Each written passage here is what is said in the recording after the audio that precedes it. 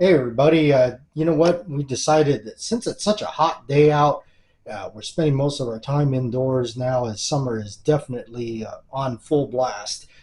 These are my Switchblade collections, and this is basically all the ones I've collected over the years. And using them, I love my attraction to them really is just film. This is not something that I feel is practical or worth carrying. I don't carry them or don't ever really use them. Just mainly have them for collection. In fact, for the demonstration of videos, the only reason why you see them all closed because we're going to do the rare occasion of actually firing them up for you.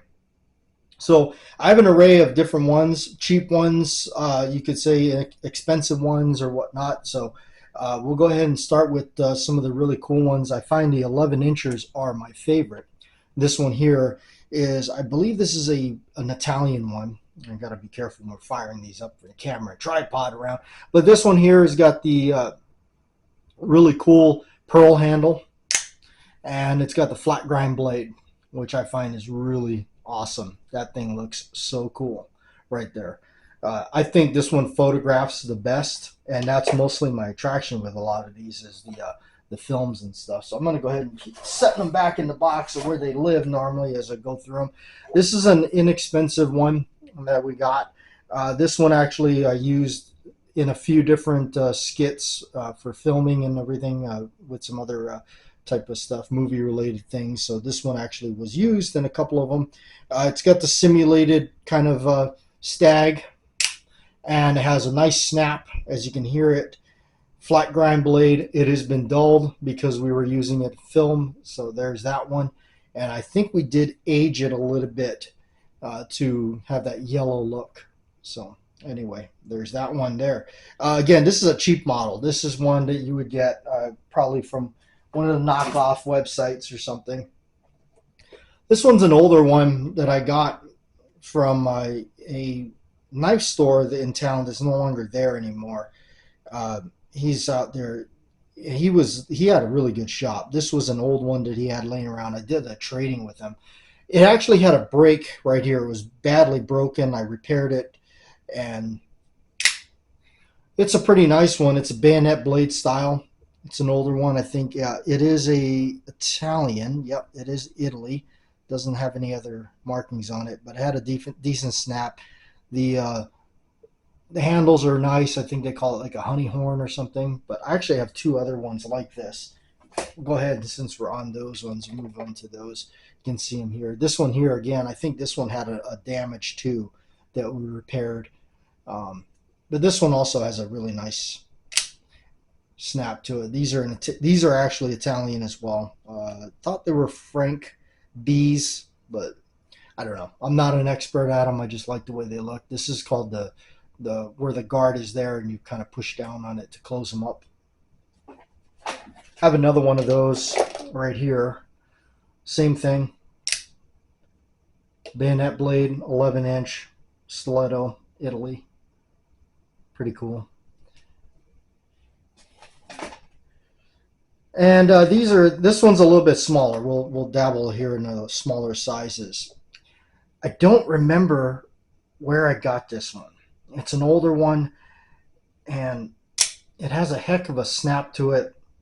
You can see that clip point blade, really nice. It says import Knox. So there you go. Maybe somebody knows more about it than I do. I am definitely not an expert at these things. I buy them just by simply looks. Uh, classic dark horn looking, handles. Definitely old. Seen better days. This is another one here. And we'll actually, you know what, before we get into that, we got some of these here. These are the Rizzuto's. Rizzuto's swing guards are really cool. And from my understanding, they're extremely collectible because they're extremely terribly made. This is this smaller one here. It's this stainless steel. I can't remember if these were made in Japan or something, but they're really cheaply done. They look awesome. They have a nice sound, but they are like holding a tin can. They're not the greatest. I have three different sizes on these. I bought these from a guy at a gun show. He had them, and I bought all of them from him. This is the classic. This is the classic 11-inch or 10-inch. This is the one you see a lot of times in the films, most notably Beverly Hills Cop 2. That's kind of why I love that. You know, and you can actually see where it says risotto on the blade. There is a now. Here's another one, another smaller one of the risotto. Again, I can't remember where I got some of these. I think one of these may have come from a gun show. Three of these came from the same seller. This is one of them. This is a white-handled one with a bat wing type guard. Again, really nice, cool snap to it. This one's the better of the risottos that I own that is actually in better shape. Sorry, bumping the camera here. But there's my four. You know, of course, collectors are probably freaking out because I'm just letting them kind of clang together and everything. I intend to build a display box for these things and just kind of display them because that's kind of what I want to do. Here's some cheaper ones. These are real cheapo. Don't even remember where I got these. It says Italian Milano. It's got kind of a weird clip point looking thing, if that's even the correct way to say it. Oh, it even says China right there. That's awesome. You know, so real, you know, inexpensive. And this is another one with the fake stag. I do believe I got this one at a gun show. It says Italian Milano there and China on the back.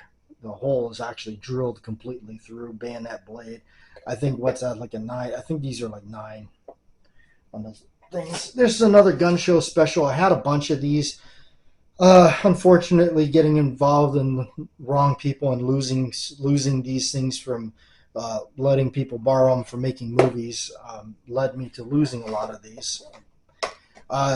But they were all in these boxes. I think this is one of the last ones I was able to salvage from, you know, getting them taken or, you know, lost from loaning them out to movies. Real cheapo. I think they used to call these the stingers or something like that. Even this blade is actually, the tip is kind of damaged already. China made, black scaled handle. So real simple, real not anything special. This one here, I remember having one of these way back and it broke because I constantly messed with it.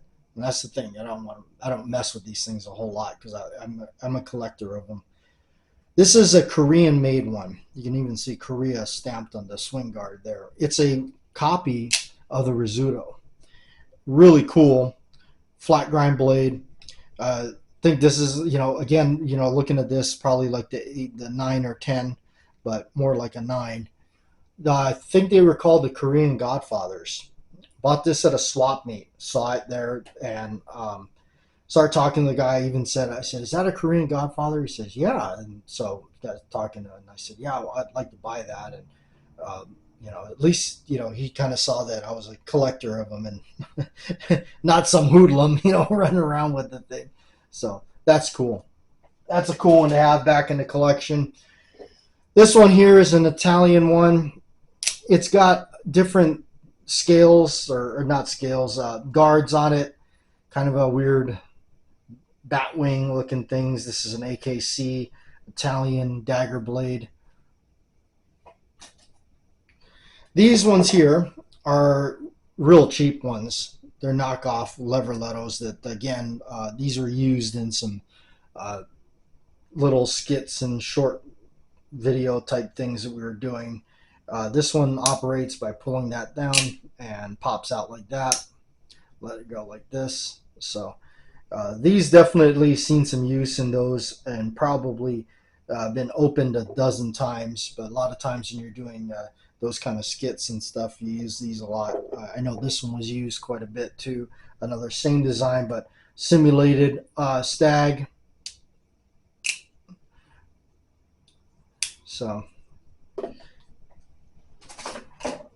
this one here is, I think this is another one I did on the trade with that same knife shop. Really cool. I liked it because it was a flat grind. It was, it's all black on the scales or the handles, whatever. I don't know what you call it. Somebody in the comments will know what it's called. But anyway, yeah, this is the one that this is a 10, or no, this is an 11. This is an 11 one. And actually, this was the one that we had sitting there in front where I carry one. Myself did the Model 29 video. It's laying out there on the table, and a lot of people probably didn't understand why there was a Switchblade laying out on the table. But if you've seen the movie Dirty Harry, you'd know. All right, and the last one is another one of those vintage ones I got from the same shop. Man, this one has a heck of a snap. Again, I haven't opened these in so long. This one's definitely worse for wear. It says import Knox on it. It's got the false edge right there, but more or less just a flat grind. So anyhow, there it is. There's my little collection of Switchblades. Most people have a ton more than I do, but I collected them mostly because of my love for films and all that kind of jazz. So thanks for hanging out and watching the video.